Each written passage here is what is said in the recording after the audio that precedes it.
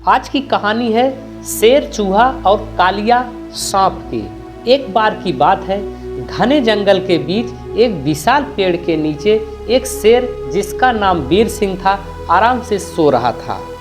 वीर सिंह जंगल का राजा था, लेकिन उसमें घमंड की जगह दयालुता थी। उसी पेड़ की जड़ के पास एक छोटा चूहा जिसका नाम मिंकू था, अपनी बिल में रहता था। मिंकू शरारती था, लेकिन दिल का साफ था। एक दिन मिंकू शेर की लंबी मूंछों से खेलते खेलते उसके चेहरे पर चढ़ गया। शेर की नींद खुली और उसकी गरज से पूरा जंगल कांप उठा। मिंकू डर के मारे कांपने लगा। शेर ने गुस्से में उसे पकड़ लिया और गरजा, तुमने मेरी नींद क्यों खराब की? मैं तुम्हें खा जाऊंगा। मिंकू ने कांपते हुए कहा, महाराज मुझे माफ कर दीजिए, मैं छोटा सा जीव हूँ, लेकिन वादा करता हूँ कि कभी न कभी मैं आपकी मदद जरूर करूँगा। शेर ने उसकी मासूमियत देखी और हंसते हुए उसे छोड़ दिया। तू मेरी मदद करेगा? शेर ने मुस्कुराते हुए कहा, ठीक है, देखता हूँ तू क्या कर सकता है। कुछ दिन बाद जंगल में एक बड़ा संकट आया। एक चालाक और विषैला सांप जिसका नाम था कालिया जंगल में दहशत फैला रहा था। वह छोटे छोटे जानवरों को डराता और उसकी जान ले लेता।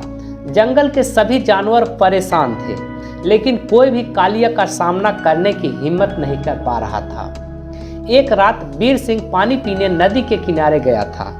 वहां कालिया ने उसे घेर लिया। आज तुम्हारा अंत होगा शेर राज, कालिया ने फुफकारते हुए कहा। शेर ने गर्जना की, लेकिन कालिया के विष के सामने वह संभल नहीं पाया और उसके शरीर में जहर फैलने लगा। शेर कमजोर होकर गिर पड़ा। उसी समय मिंकू वहां आ गया। उसने देखा कि उसका मित्र मुसीबत में है।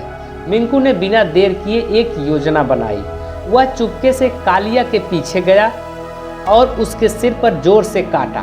कालिया चौंक गया और मिंकू पर हमला करने के लिए दौड़ा, लेकिन मिंकू तेज था।